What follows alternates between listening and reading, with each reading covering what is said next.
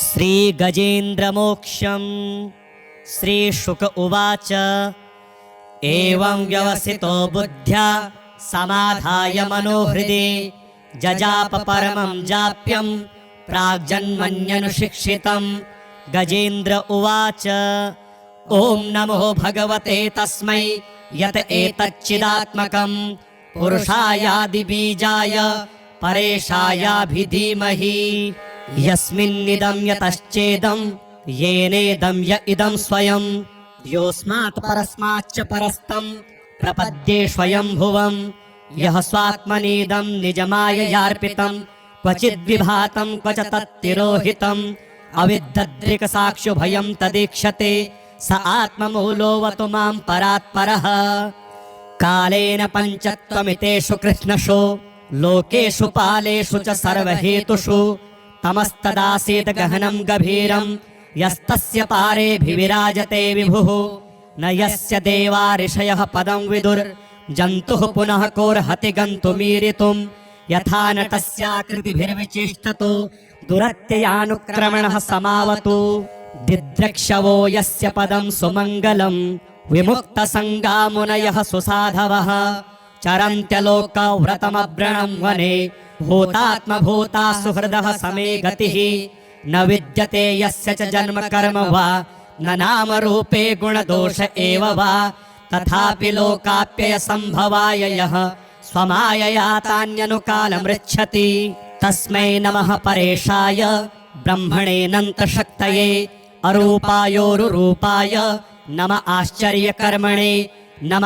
आत्मप्रदीपाय साक्षिणे परमात्मने नमो गिरां विदूराय मनसश्चेतसामपि सत्त्वेन प्रतिलभ्याय नैष्कर्म्येण विपश्चिता नमः कैवल्यनाथाय निर्वाणसुखसंविदे नमः शान्ताय घोराय मूढाय गुणधर्मिणे निर्विशेषाय साम्याय नमो ज्ञानघनाय च क्षेत्रज्ञाय नमस्तुभ्यं सर्वाध्यक्षाय साक्षिणे पुरुषायात्ममूलाय मूलप्रकृतये नमः सर्वेन्द्रियगुणदृष्टे सर्वप्रत्ययहेतवे असताच्छाय योक्ताय सदाभासाय ते नमः नमो नमस्तेऽखिलकारणाय निष्कारणायाद्भुतकारणाय सर्वागमाम्नाय महार्णवाय नमोपवर्गाय परायणाय गुणारणिच्छन्नचिदोष्मपाय तच्छोभविस्फूर्जितमानसाय नैष्कर्म्यभावेन विवर्जितागम स्वयं प्रकाशाय नमस्करोमि मादृक्प्रपन्नपशुपाशविमोक्षणाय मुक्ताय भूरिकरुणाय नमो लयाय स्वांशेन सर्वतनुभृन्मनसि प्रतीत प्रत्यग्दृशे भगवते बृहते नमस्ते आत्मात्मजाप्तग्रहवित्तजनेषु सक्तेर्दुष्प्रापणाय गुणसङ्गविवर्जिताय मुक्तात्मभिः स्वहृदये परिभाविताय ज्ञानात्मने भगवते नम ईश्वराय यं धर्मकामार्थविमुक्तिकामा भजन्त इष्टां गतिमाप्नुवन्ति किं त्वाशिशोरात्यपि देहमव्ययं करोतु मे दभ्रदयो विमोक्षणम् एकान्तिनो यस्य न कञ्चनार्थं वाञ्छन्ति ये वै भगवत्प्रपन्नाः अत्यद्भुतं तच्चरितं सुमङ्गलं गायन्त आनन्दसमुद्रमग्नाः तमक्षरं ब्रह्म परं परेशमव्यक्तमाध्यात्मिकयोगगम्यम् अतीन्द्रियं सूक्ष्ममिवातिदूर मनन्तमाद्यं परिपूर्णमीडे यस्य ब्रह्मादयो देवा वेदा लोकाश्चराचराः नामरूपविभेदेन फलव्याचकलया कृताः यथार्चिषोऽग्नेः सवितुर्गभस्तयो निर्यान्ति संयान्ति सकृत्स्वरोचिषः तथा यतोऽयं गुणसम्प्रवाहो बुद्धिर्मनः खानि शरीरसर्गाः स वै न देवासुरमर्त्यतिर्यं न स्त्री न षण्डो न पुमान् न जन्तुः नायं गुणः कर्म न सन्न चासन् निषेधशेषो जयतादशेषः जिजीविषेनाहमिहामुयाकी मन्तर्बहिश्चावृतये भयोन्या इच्छामि कालेन न यस्य विप्लवस्तस्यात्मलोकावरणस्य मोक्षम् सोऽहं विश्वसृजं विश्वमविश्वं विश्ववेदसं विश्वात्मानमजं ब्रह्म प्रणतोऽस्मि परं पदं योगरन्धितकर्माणो हृदि योगविभाविते योगिनो यं प्रपश्यन्ति योगेशं तं नतोऽस्म्यहम्। नमो नमस्तुभ्यमसह्य वेग शक्तित्रयायाखिलधिगुणाय प्रपन्नपालाय दुरन्तशक्तये कदिन्द्रियाणामनवाप्यवर्त्मने नायं वेद स्वमात्मानं यच्छक्त्याहं धिया हतं तं दुरत्ययमाहात्म्यं भगवन्तमितोऽस्म्यहम्।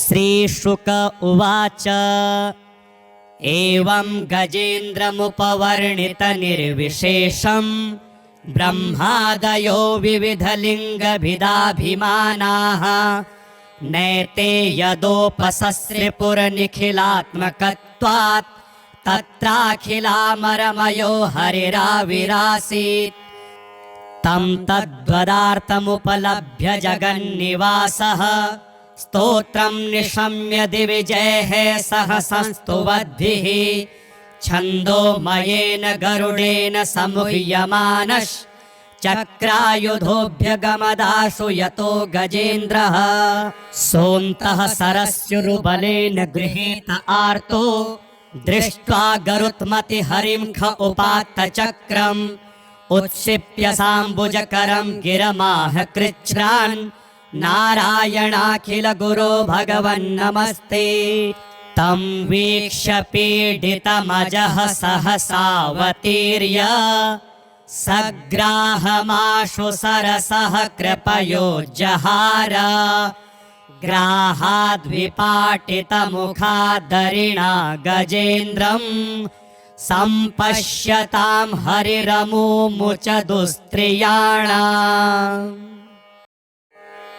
श्रीगजेन्द्रमोक्षं श्रीशुक उवाच एवं व्यवसितो बुद्ध्या समाधाय मनोहृदि जजाप परमं जाप्यं प्राग्जन्मन्यनुशिक्षितं गजेन्द्र उवाच ॐ नमो भगवते तस्मै यत एतच्चिदात्मकं पुरुषायादिबीजाय परेशायाभिधीमहि यस्मिन्निदं यतश्चेदं येनेदं य इदं स्वयं योऽस्मात् परस्माच्च परस्तं प्रपद्ये स्वयंभुवं यः स्वात्मनीदं निजमाययार्पितं क्वचिद्विभातं क्वच तत्तिरोहितम् अविद्धद्रिकसाक्षुभयं तदीक्षते स आत्ममूलोऽवतु मां परात्परः कालेन पञ्चत्वमितेषु कृष्णषु लोकेषु पालेषु च सर्वहेतुषु तमस्तदासीत् गहनं गभीरं यस्तस्य पारेऽभिविराजते विभुः न यस्य देवा ऋषयः पदं विदुर्जन्तुः पुनः कोर्हति गन्तुमीरितुं यथा नटस्याकृतिभिर्विचेष्टतो दुरत्ययानुक्रमणः समावतु दिद्रक्षवो यस्य पदं सुमङ्गलं विमुक्तसङ्गामुनयः सुसाधवः चरन्त्यलोकव्रतमव्रणं वने भूतात्मभूता सुहृदः समे गतिः न विद्यते यस्य च जन्म कर्म वा न नाम रूपे गुणदोष एव वा तथापि लोकाप्यय संभवाय यः स्वमायया तान्यनुकालमृच्छति तस्मै नमः परेशाय ब्रह्मणेऽनन्तशक्तये अरूपायोरुरूपाय नम आश्चर्यकर्मणे नम आत्मप्रदीपाय साक्षिणे परमात्मने नमो गिरां विदूराय मनसश्चेतसामपि सत्त्वेन प्रतिलभ्याय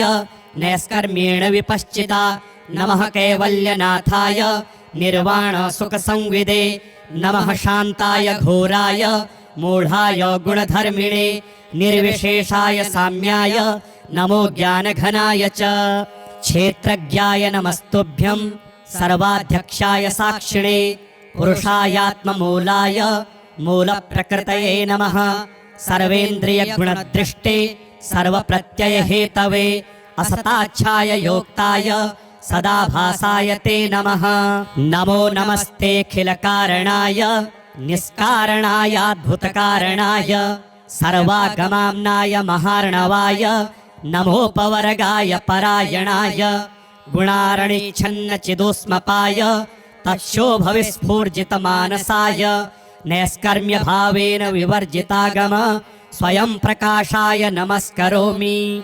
मादृक्प्रपन्नपशुपाशविमोक्षणाय मुक्ताय भूरि करुणाय नमो लयाय। स्वांशेन सर्वतनुभृन्मनसि प्रतीत प्रत्यग्दृशे भगवते बृहते नमस्ते। आत्मात्मजाप्तग्रहवित्तजनेषु सक्तेर्दुष्प्रापणाय गुणसङ्गविवर्जिताय मुक्तात्मभिः स्वहृदये परिभाविताय ज्ञानात्मने भगवते नम ईश्वराय। यं धर्मकामार्थविमुक्तिकामा भजन्त इष्टां गतिमाप्नुवन्ति किं त्वाशिशोरात्यपि देहमव्ययं करोतु मे दभ्रदयो विमोक्षणम्। एकान्तिनो यस्य न कञ्चनार्थं वाञ्छन्ति ये वै भगवत्प्रपन्नाः अत्यद्भुतं तच्चरितं सुमङ्गलं गायन्त आनन्दसमुद्रमग्नाः। तमक्षरं ब्रह्म परं परेशमव्यक्तमाध्यात्मिकयोगगम्यम् अतीन्द्रियं सूक्ष्ममिवातिदूर मनन्तमाद्यं परिपूर्णमीडे। यस्य ब्रह्मादयो देवा वेदा लोकाश्चराचराः नामरूपविभेदेन फलव्याचकलया कृताः। यथार्चिषोऽग्नेः सवितुर्गभस्तयो निर्यान्ति संयान्ति सकृत्स्वरोचिषः तथा यतोऽयं गुणसम्प्रवाहो बुद्धिर्मनः खानि शरीरसर्गाः। स वै न देवासुरमर्त्यतिर्यं न स्त्री न षण्डो न पुमान् न जन्तुः नायं गुणः कर्म न सन्न चासन् निषेधशेषो जयतादशेषः। जिजीविषेनाहमिहामुयाकी मन्तर्बहिश्चावृतये भयोन्या इच्छामि कालेन न यस्य विप्लवस्तस्यात्मलोकावरणस्य मोक्षम्। सोऽहं विश्वसृजं विश्वमविश्वं विश्ववेदसं विश्वात्मानमजं ब्रह्म प्रणतोऽस्मि परं पदम्। योगरन्धितकर्माणो हृदि योगविभाविते योगिनो यं प्रपश्यन्ति योगेशं तं नतोऽस्म्यहम्। नमो नमस्तुभ्यमसह्यवेग शक्तित्रयायाखिलधिगुणाय प्रपन्नपालाय दुरन्तशक्तये कदिन्द्रियाणामनवाप्यवर्त्मने। नायं वेद स्वमात्मानं यच्छक्त्याहं धिया हतं तं दुरत्ययमाहात्म्यं भगवन्तमितोऽस्म्यहम्। श्रीशुक उवाच एवं गजेन्द्रमुपवर्णितनिर्विशेषं ब्रह्मादयो विविधलिङ्गभिदाभिमानाः नैते यदोपसस्रिपुरनिखिलात्मकत्वात् तत्राखिलामरमयो हरिराविरासीत्। तं तद्वदार्थमुपलभ्य जगन्निवासः स्तोत्रं निशम्य दिविजैः सह संस्तुवद्भिः छन्दोमयेन गरुडेन समुह्यमानश्चक्रायुधोऽभ्यगमदाशु यतो गजेन्द्रः। सोऽन्तः सरस्युरुबलेन गृहीत आर्तो दृष्ट्वा गरुत्मतिहरिं ख उपात्तचक्रम् उत्क्षिप्य साम्बुजकरं गिरमाह कृच्छ्रान् नारायणाखिल गुरो भगवन्नमस्ते। तं वीक्ष्य पीडितमजः सहसावतीर्य सग्राहमाशु सरसः कृपयोज्जहार। ग्राहाद्विपाटितमुखादरिणा गजेन्द्रं सम्पश्यतां हरिरमुमुच दुस्त्रियाणाम्। श्रीगजेन्द्रमोक्षम्। श्रीशुक उवाच एवं व्यवसितो बुद्ध्या समाधाय मनोहृदि जजाप परमं जाप्यं प्राग्जन्मन्यनुशिक्षितं। गजेन्द्र उवाच ॐ नमो भगवते तस्मै यत एतच्चिदात्मकं पुरुषायादिबीजाय परेशायाभिधीमहि। यस्मिन्निदं यतश्चेदं येनेदं य इदं स्वयं योऽस्मात् परस्माच्च परस्तं प्रपद्ये स्वयंभुवं। यः स्वात्मनीदं निजमाययार्पितं क्वचिद्विभातं क्वच तत्तिरोहितं अविद्दद्रिकसाक्षुभयं तदीक्षते स आत्ममूलोऽवतु मां परात्परः। कालेन पञ्चत्वमितेषु कृष्णषु लोकेषु पालेषु च सर्वहेतुषु तमस्तदासीत् गहनं गभीरं यस्तस्य पारेऽभिविराजते विभुः। न यस्य देवा ऋषयः पदं विदुर् जन्तुः पुनः कोर्हति गन्तुमीरितुं। यथा नटस्याकृतिभिर्विचेष्टतो दुरत्ययानुक्रमणः समावतु। दिद्रक्षवो यस्य पदं सुमङ्गलं विमुक्तसङ्गा मुनयः सुसाधवः। चरन्त्यलोकव्रतमव्रणं वने भूतात्मभूता सुहृदः समे गतिः। न विद्यते यस्य च जन्म कर्म वा न नामरूपे गुणदोष एव वा। तथापि लोकाप्ययसम्भवाय यः स्वमायया तान्यनुकालमृच्छति। तस्मै नमः परेशाय ब्रह्मणेऽनन्तशक्तये अरूपायोरुरूपाय नम आश्चर्यकर्मणे। नम आत्मप्रदीपाय साक्षिणे परमात्मने। नमो गिरां विदूराय मनसश्चेतसामपि सत्त्वेन प्रतिलभ्याय नैष्कर्म्येण विपश्चिता। नमः कैवल्यनाथाय निर्वाणसुखसंविदे। नमः शान्ताय घोराय मूढाय गुणधर्मिणे। निर्विशेषाय साम्याय नमो ज्ञानघनाय च। क्षेत्रज्ञाय नमस्तुभ्यं सर्वाध्यक्षाय साक्षिणे। पुरुषायात्ममूलाय मूलप्रकृतये नमः। सर्वेन्द्रियगुणदृष्टे सर्वप्रत्ययहेतवे असताच्छाय योक्ताय सदाभासाय ते नमः। नमो नमस्तेऽखिलकारणाय निष्कारणायाद्भुतकारणाय सर्वागमाम्नाय महार्णवाय नमोपवर्गाय परायणाय। गुणारणिच्छन्नचिदोष्मपाय तच्छोभविस्फूर्जितमानसाय नैष्कर्म्यभावेन विवर्जितागम स्वयं प्रकाशाय नमस्करोमि। मादृक्प्रपन्नपशुपाशविमोक्षणाय मुक्ताय भूरि करुणाय नमो लयाय। स्वांशेन सर्वतनुभृन्मनसि प्रतीत प्रत्यग्दृशे भगवते बृहते नमस्ते। आत्मात्मजाप्तग्रहवित्तजनेषु सक्तेर्दुष्प्रापणाय गुणसङ्गविवर्जिताय मुक्तात्मभिः स्वहृदये परिभाविताय ज्ञानात्मने भगवते नम ईश्वराय। यं धर्मकामार्थविमुक्तिकामा भजन्त इष्टां गतिमाप्नुवन्ति। किं त्वाशिशोरात्यपि देहमव्ययं करोतु मे दभ्रदयो विमोक्षणम्। एकान्तिनो यस्य न कञ्चनार्थं वाञ्छन्ति ये वै भगवत्प्रपन्नाः। अत्यद्भुतं तच्चरितं सुमङ्गलं गायन्त आनन्दसमुद्रमग्नाः। तमक्षरं ब्रह्म परं परेशमव्यक्तमाध्यात्मिकयोगगम्यम्। अतीन्द्रियं सूक्ष्ममिवातिदूरमनन्तमाद्यं परिपूर्णमीडे। यस्य ब्रह्मादयो देवा वेदालोकाश्चराचराः नामरूपविभेदेन फलव्याचकलया कृताः। यथार्चिषोऽग्नेः सवितुर्गभस्तयो निर्यान्ति संयान्ति सकृत्स्वरोचिषः। तथा यतोऽयं गुणसम्प्रवाहो बुद्धिर्मनः खानि शरीरसर्गाः। स वै न देवासुरमर्त्यतिर्यं न स्त्री न षण्डो न पुमान् न जन्तुः। नायं गुणः कर्म न सन्न चासन् निषेधशेषो जयतादशेषः। जिजीविषेनाहमिहामुयाकी मन्तर्बहिश्चावृतये भयोन्या। इच्छामि कालेन न यस्य विप्लवस्तस्यात्मलोकावरणस्य मोक्षम्। सोऽहं विश्वसृजं विश्वमविश्वं विश्ववेदसं विश्वात्मानमजं ब्रह्म प्रणतोऽस्मि परं पदम्। योगरन्धितकर्माणो हृदि योगविभाविते योगिनो यं प्रपश्यन्ति योगेशं तं नतोऽस्म्यहम्। नमो नमस्तुभ्यमसह्यवेग शक्तित्रयायाखिलधिगुणाय प्रपन्नपालाय दुरन्तशक्तये कदिन्द्रियाणामनवाप्यवर्त्मने।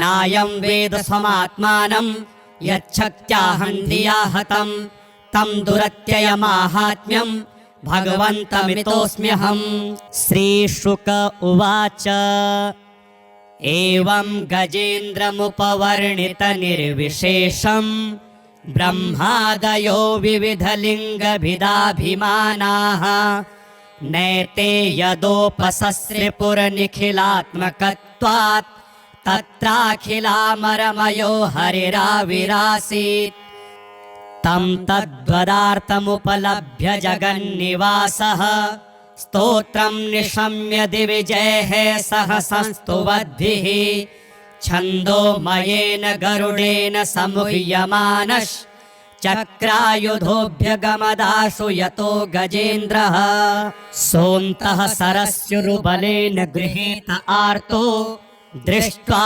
गरुत्मतिहरिं ख उपात्तचक्रम् उत्क्षिप्य साम्बुजकरं गिरमाह कृच्छ्रान् नारायणाखिल गुरो भगवन्नमस्ते तं वीक्ष्य पीडितमजः सहसावतीर्य सग्राहमाशु सरसः कृपयोज्जहार ग्राहाद्विपाटितमुखादरिणा गजेन्द्रं सम्पश्यतां हरिरमुमुच दुस्त्रियाणाम्।